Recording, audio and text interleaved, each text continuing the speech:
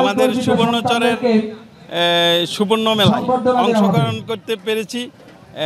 আল্লাহর কাছে শুকরিয়া যে এই বসন্তকালে আমি আমার ফ্যামিলি সহ সবাই আমাদের চট্টগ্রামের আমাদের যারা এই সুবর্ণচরের সুসন্তান চট্টগ্রামে ব্যবসায় এবং চাকরি করেন ওনাদের এই সংগঠনে আমি একত্রিত হতে পেরে নিজেকে গর্বিত মনে করতেছি।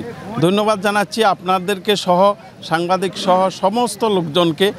আমরা যে এই একটা বছর এত সুন্দর একটা আয়োজন করা হয়েছে আমি এই জন্য আয়োজকদেরকেও ধন্যবাদ জানাই।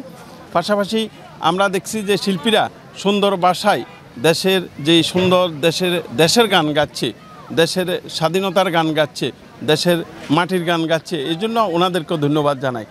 আমরা আসলে এই ধরনের মিলনমেলা প্রতি বছর হোক এই জন্য আমরা চাই এবং আমরা আজকের এই অনুষ্ঠান থেকে সবাইকে আবারও শুভেচ্ছা।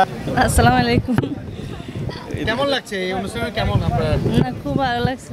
ভালো লাগছে। জি। প্রতি বছরই তো আসেন, আপনার একটা স্মৃতি একটু আমাদের কাছে ব্যাখ্যা করুন। এবারে প্রথম না, আমি এবারে প্রথম আসছি, ভালো লাগছে। জি। আচ্ছা,